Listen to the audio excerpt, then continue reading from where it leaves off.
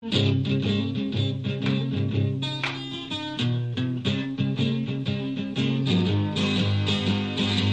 you want a revolution, well, you know, we all want to change the world. Hi everybody, welcome to the studios of Pot TV. I'm Marijuana Man, and we're back for another episode of The Grow Show. Now, last week I ran across this story out there that kind of sparked my interest. It was about a magazine called Cigar Afficionado. It's a magazine out there in the world that's all about the world of cigars. Now, when I went, the story was about them kind of harping about there's an embargo that the United States put on Cuba many years ago, and they're crying to have this embargo lifted.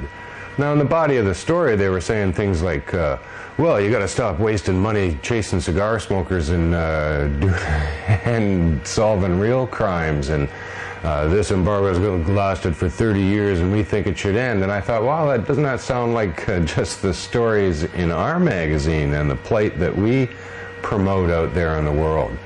So I took a little closer look at Cigar Afficionado, and I was a little surprised actually what I was finding.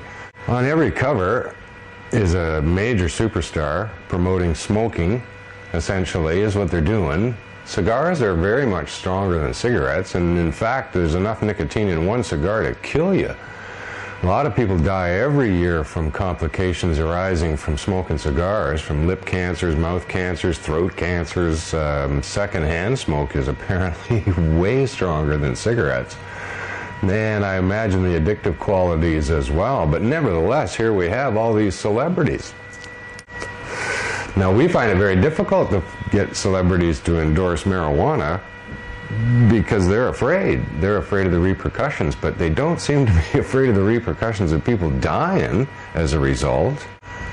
Now, as far as the kids are concerned, I don't know. They don't seem to be caring too much about protecting them from any of this either. Got superstars like Michael Jordan, Wayne Gretzky.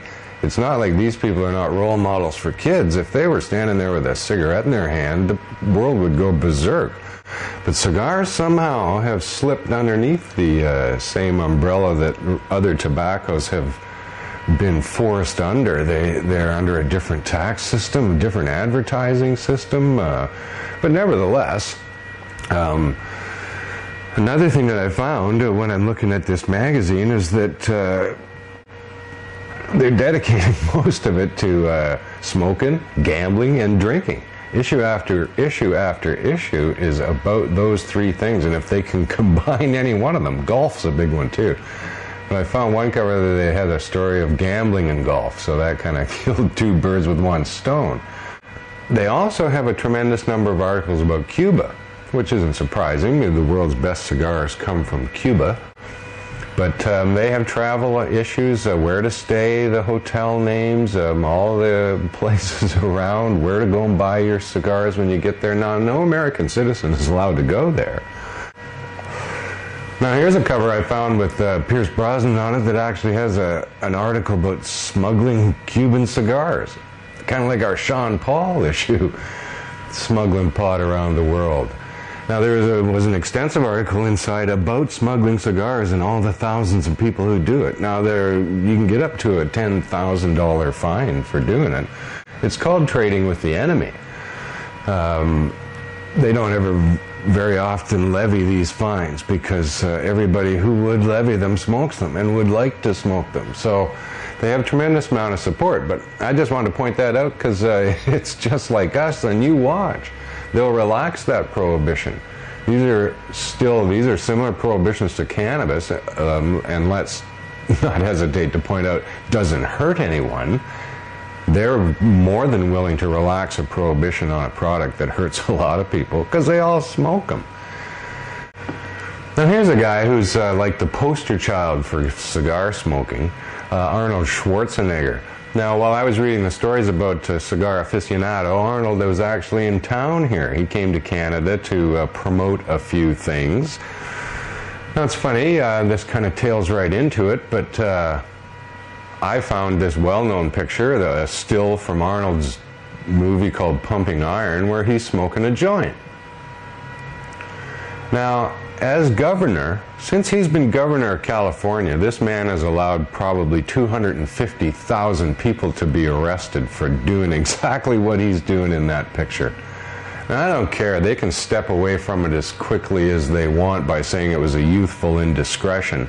But they're putting youths in jail every day for the very same indiscretion that they had. This man is an absolute hypocrite, and I'm not sure why he's not being dogged for this.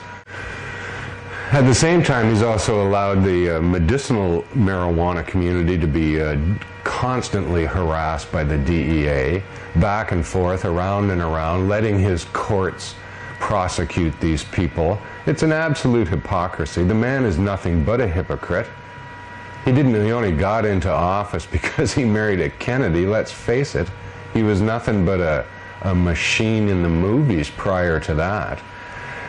One of the very first things that he did when he arrived in Canada was in Toronto. Just a few hours later, he was in a liquor store drinking wine, promoting California wines. Well, there he is, promoting wine to us. This is just what we need, is the governor of California. This guy's just a CEO. This is all they all are. They're not governing us. They're not taking care of our affairs. They're doing business. And that's it, that's all. And it's business for their buddies, and it's business for their fat cat friends, and it has nothing to do with right, wrong. Evidently, you're not allowed to stand in a liquor store in Toronto and drink wine. I'm not. It's a federal offense.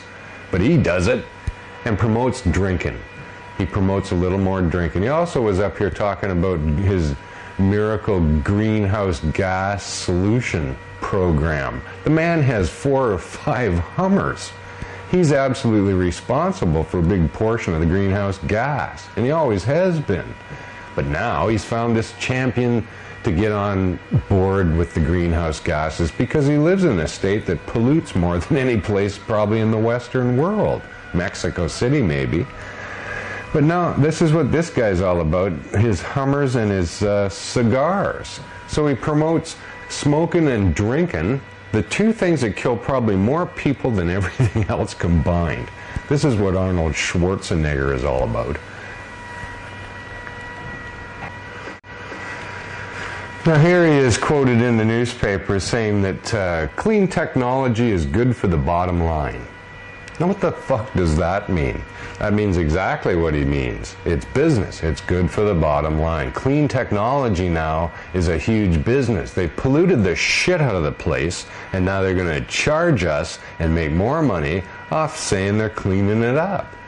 They're not going to clean it up. But he goes on to say, and it is good for the future.